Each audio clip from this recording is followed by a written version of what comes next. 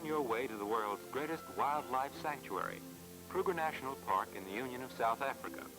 Here, the largest variety of untamed animal life exists as nature originally intended. The park is the same size as Massachusetts and owes its origin largely to Paul Kruger, one-time president of the old Transvaal Republic. What a contrast this is for the tourist who's never seen lions or elephants except as they pace discontentedly behind the bars of a city zoo or circus. Across plains and hills, from your car you may discover the fascination of wild creatures by seeing them moving and acting in their natural homes. Meet the Wildebeest or gnu, the unsymmetrical comic actor of the park, now frisking, now brawling.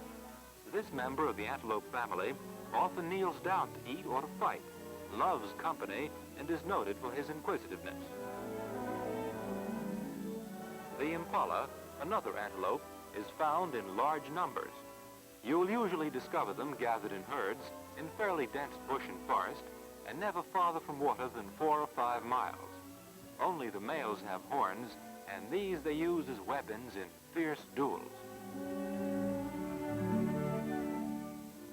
The Impala jumps with the grace of a ballet dancer. When danger lurks, his keen sense of sight and hearing warns him to leap for his life. Without benefit of trapeze, this little one seems to float through the air with the greatest of ease. The Kudus, distinguished by his permanent waved horns, is another high-jumping antelope. He favors the hillsides, where he can display his climbing agility to best advantage, and where he can graze upon grasses and wild berries. The stately Kudus is not belligerent, seldom fighting back when attacked. Those beautiful twisted horns sometimes spiral to a length of 4.5 feet.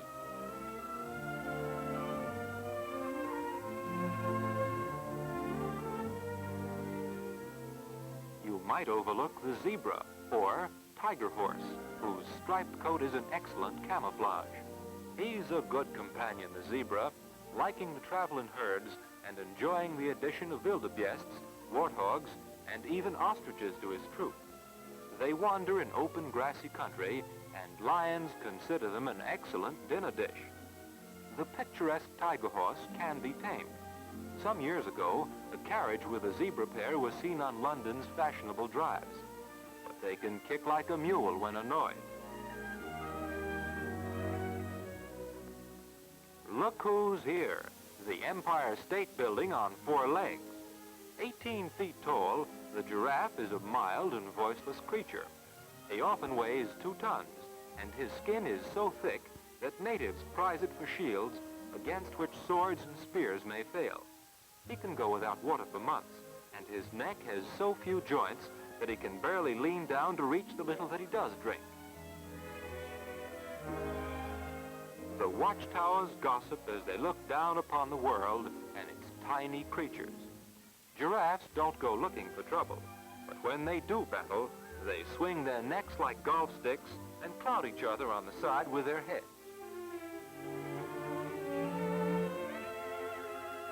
The giraffe can outrun a racehorse.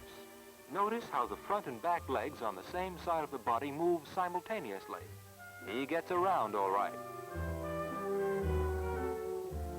The warthog will never win a beauty contest, but he's respected in the animal world for his vicious horns, which have slain men, leopards, and even lions. Ludicrous and awkward, his home is a burrowed hole, which he always enters hindquarters first. This is not stupid at all, because in this position, he's prepared to tackle any enemy that may have followed him.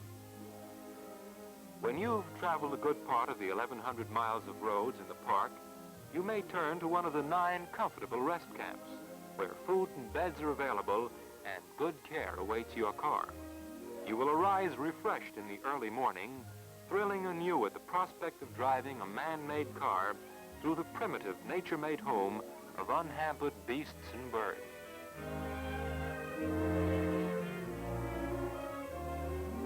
You may catch a glimpse of the rare Nyalas. And you won't miss the waterbuck with the distinctive rings stamped on its rump. Waterbucks, of course, stay close to water, in which they can swim strongly and where they often seek partial refuge when threatened by danger. Life is a constant struggle against enemies on the prowl for their next meal.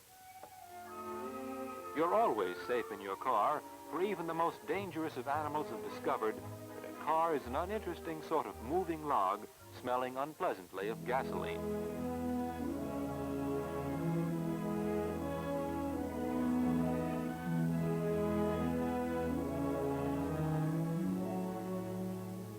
The king of beasts surveys his dominion and finds it to his liking. Impressive and fearful, graceful and lithe, lions are found aplenty in Kruger National Park. You'll overtake them ambling unconcernedly down the road in front of your car. You'll see them stalking their prey, hear them roaring after the kill, find them lazing in the sun. But you'll never tire of watching them.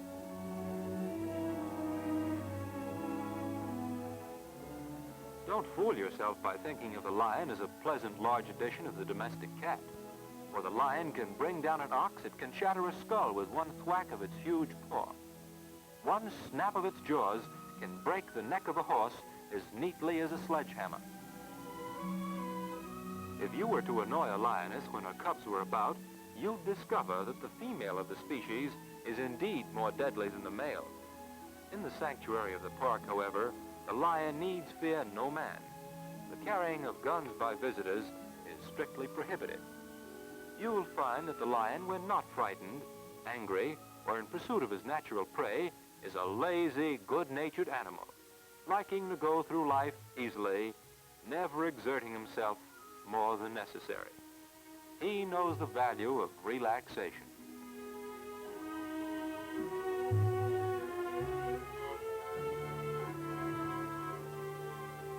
The colossal hippopotamus goes for his daily dozen. And considering that he weighs 4 or 5 tons, we wonder that he doesn't sink. Mother, may I go out for a swim? Yes, my darling daughter. So baby takes Mama at her word, and they waddle off together.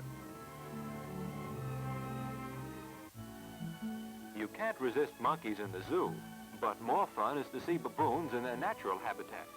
Grunting, barking, and squawking to each other, they prowl about in packs.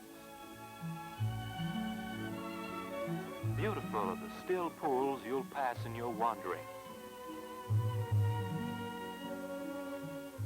But the pretty Impala won't like you if you frighten him away from his drink. Jumbo lumbers out of the forest on his way to find some of the 900 pounds of food a day he eats. Or perhaps he's thirsty. He drinks plenty of water, sometimes 14 gallons at a time. Elephants swim well, are extremely intelligent, and are well-known highway engineers, having carved out by their tramplings many of the bush roads that South Africans now use.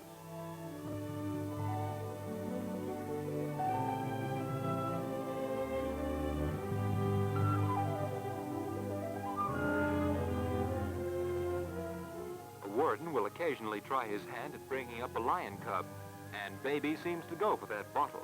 But the fun can last only in the early years of the cub's life, for soon she'll become too dangerous. She gets taken for a ride, but don't let that poise of hers deceive you. Any day now she'll be a risky business and will have to be returned to the wild. Reluctantly, you leave Kruger National Park, impressed by its untouched natural beauty.